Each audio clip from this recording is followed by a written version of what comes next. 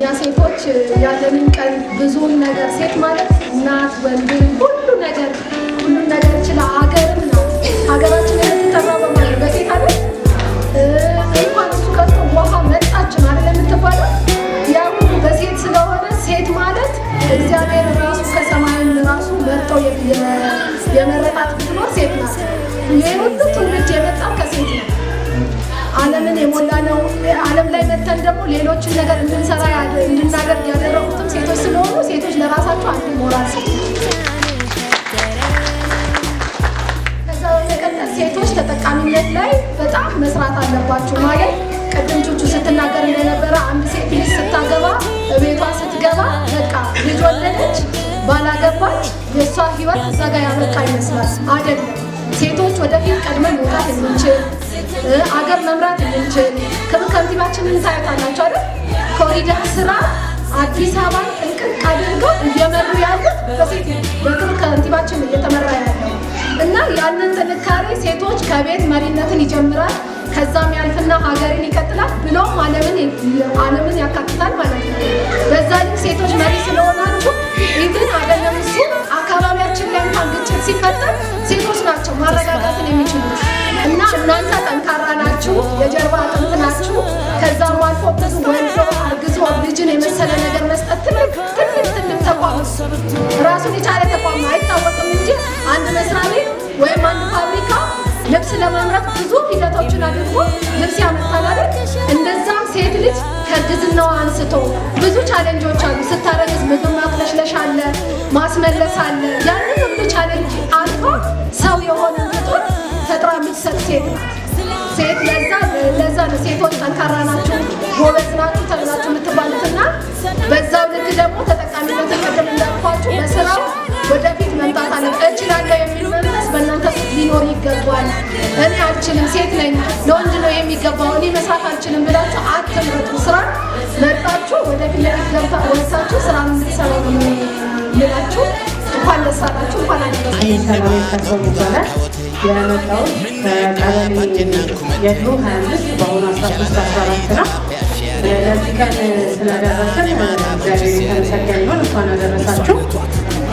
ከዛ ውጭ ምንድነው ያው ሴቶች በፊት ላይ ባለው ነገር ምንድነው ያው ያለንን ንቃተ ህሊና ያለንን ነገር በጣም ዝቅ ያለ ነበር።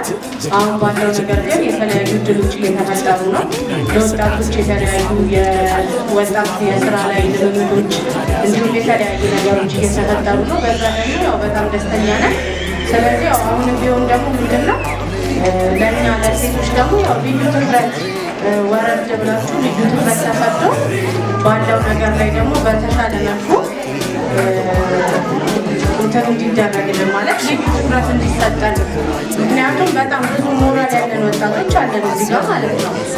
ስለዚህ ያንን ነገር ደግሞ ያው እናንተም ደግሞ ዝቅ ብላችሁ ወርዳችሁ ባለው ነገር ላይ ወጣቶችን በመመልከት ሴቶችን በመመልከት ስራው በደንብ እንድትሰሩና ያው ባለው ነገር እንድትመለከቱ ለማለት ያክል ነው። ስለሰጠኝ ራሳችን ከማምነት የወረደልን ነገር የወረደውን አቅጣጫ እኛ እንችላለን። ዘሮቹ መድረኩ እንደመጣችሁ መርታለን ባለንበት ቦታ ከቤት ጀምሮ እስካለው ሀገራዊ ያለውን ነገር በቃ በኮንፊደንስ መብታችንን ግዴታችንና የራሳችንን ማወቅ አለብን። አውቃኛችሁ ትልቁ ውስጣት ያለብን ምንድነው? ከጀምሮ ያለብንም በቃ የኛ ግዴታችንን መብታችንን ምን ያህል ያለብንም ችግር ደግሞ ባለው ችግራችንን ቀርበን ያለው ችግር ተጋፍጠን ይሄ ችግር አለ ያለውን ችግር እንዲፈታ ታዘን ተጠርተን በክብር እንመጣለን። ከመጣም በኋላ ግን መድረክ ላይ ቆሞ የሚናገረን ሰው ክብር መስጠት አለብን። የዛሬ ሳይሆን እናንተ እዚህ ጋር የዛሬ ወጣቶች ላታውቁ ትችላላችሁ። ይህንን መብት ማግኘታችን ትንሽ እንደኔ እድሜ የገፉ ሰዎች ሊኖሩ ይችላሉ። እነሱ ያውቃሉ ያሳለፍነው የነበርንበት ከቤታችን የት ሄደሽ ነበር? ይሄን ልብስ ለምን ለበሽ? ከየት እየመጣች ነው? ሴቷ እየተባለች ነበረ። እስካሁን እንዴት አልሰራሽም? እንዴት እስካሁን አላቀረብሽም? አላዘጋጀሽም? ብላ የምትመታ ሴት ነው የነበረችው። አሁን ግን ነፃነትን አግኝተን እንደ ልባችን አምሮብን ለብሰን እንወጣለን። የት ገባሽ የት ወጣሽ የለም። ልማደኛ ግን አልተወውም። እዚህ ጋር ተወጥቶ ለእኛ ሲነግሩን ሲያስረዱን ማዳመጥ አለብን። የነበረውን ያሳለፍነውን እኛ ደግሞ ብታዩና ልታቁ ሰዎች ትኖራላችሁ። በቤታችሁ ሰላም ኖሮ ብትኖሩ በጎረቤታችሁ ሊኖር ይችላል። ወንዱ ለሴቷ የነበራት የሚያሰቃያት ስቃይ የነበረበት ችግር አሁን ወጣቶቹ አያውቁትም፣ እኛ ግን እናውቀዋለን።